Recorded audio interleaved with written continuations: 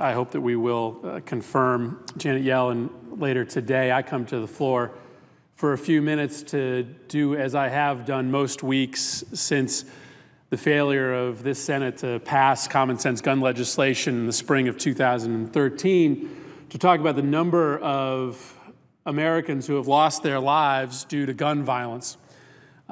That number stands today at 12,041. 12,000 people have died at the hands of gun violence since December 14th, which of course is the day in which 26 and 7-year-olds lost their life in Newtown, Connecticut, and 6 teachers and professionals that were protecting them. This is probably the last time, Madam President, that we're going to have the chance to display this particular number, because the website that has been totaling this is going to stop doing so. And it's probably a good thing in this respect.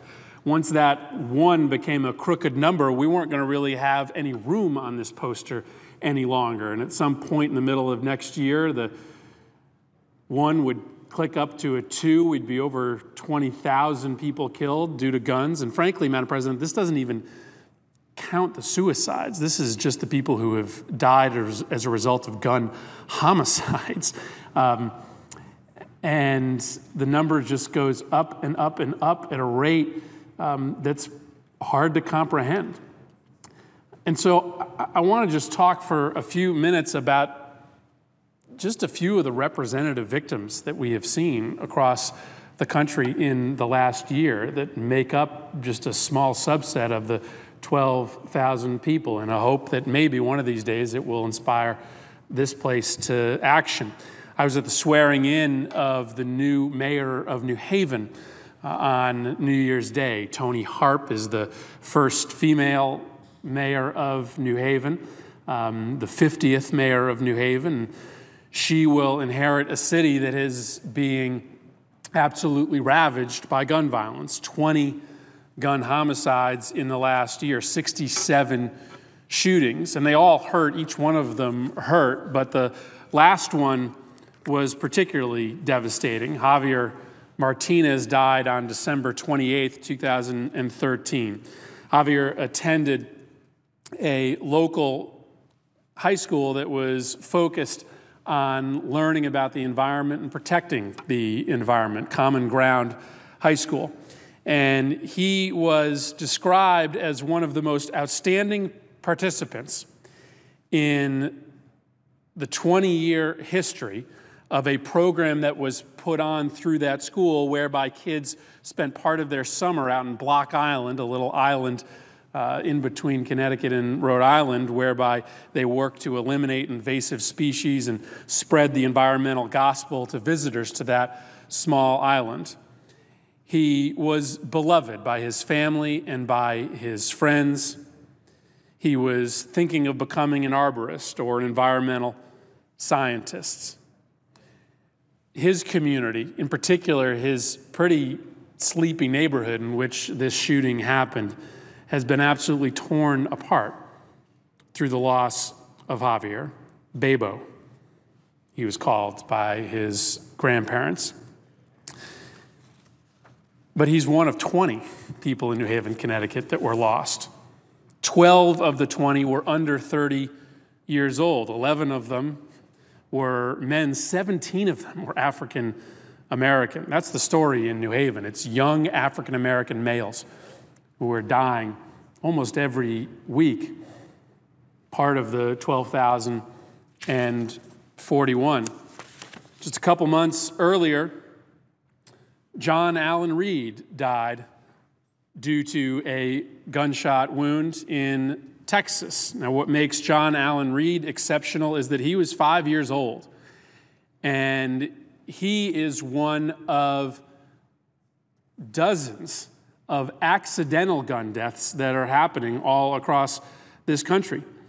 He and his 6-month-old sibling were in the care of a regular babysitter, but a babysitter who feared for her safety, and so she carried a gun with her, but she left the gun on a table. She fell asleep. The 5-year-old got the gun, and when she woke up to go try to find the kids, she found John dead with a fatal gunshot wound. We heard these stories all throughout 2013. I don't know statistically whether there were more in 2013 than in previous years, but because we don't require much, if any, training before you buy a gun, you have young babysitters leaving guns unattended with these absolutely devastating results. Or how about 4 months before that in Seattle, where Molly Connolly, a 15-year-old, a great goalie on her high school team, a straight-A student, was killed while she was walking back with friends after celebrating her recent birthday at a sleepover. Detectives believe a shooter opened fire on Molly Connolly and her group of friends. Her nickname was 4.0 because she was such a good student. She always smiled. She gave people smiles, and she was joyful and kind. She had a generous spirit, said Molly's mother. Molly and John and Javier are just 3 of the voices of victims that we need to start talking about here on the floor, because the statistics don't seem to be moving people to action. Maybe the stories will. And as I hope we will this year, let's be realistic about what we can do and what we can't do. I've come down here every week to talk about the stories of the people who have died at the hands of guns, but I understand that there is no law that is going to completely eradicate gun violence. And I understand that there is no one solution at hand that is going to have a radical transformation overnight. I believe this is about gun laws, but I also understand that it's about better mental health treatment.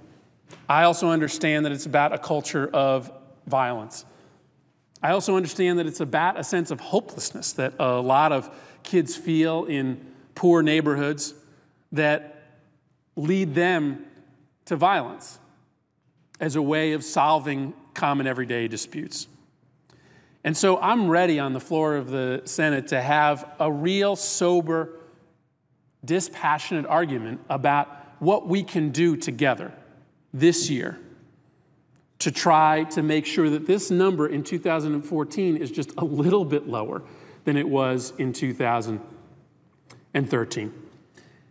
And with that in mind, I'll just leave you with this one last story. And that's the story of Zena Daniel. Zena Daniel took out a restraining order on her husband. After years of violence and abuse, police were reportedly called to this home dozens of times. Well, her husband was upset about that restraining order, and knowing that he couldn't get a gun at a retailer because he wouldn't pass a background check, he went online to Arms List. And within hours, he found a seller who would supply to him a .40 caliber Glock handgun that he picked up at a McDonald's parking lot for $500 cash. And the next day, he went into Zena's workplace and he murdered her and 2 other women. He injured 4 others. Zena's brother said this: "I'm a gun owner. I'm a hunter. I'm a member of the NRA. I believe in the Second Amendment, but I'm also a believer in sensible gun laws. I've seen how devastating gun violence can be, and I know that her husband never should have been able to buy a gun online without a background check. A background check would have saved my sister's life." I don't know what we'll be able to get done this year. I don't know that there are 60 votes in the Senate for the kind of expansion of background checks that many of us, including Zena's brother, would like to see. But let's not let a whole year go by without at least some attempt between senators of goodwill on both sides of the aisle, so that when this number does come back up at the end of 2014, it's just a little bit lower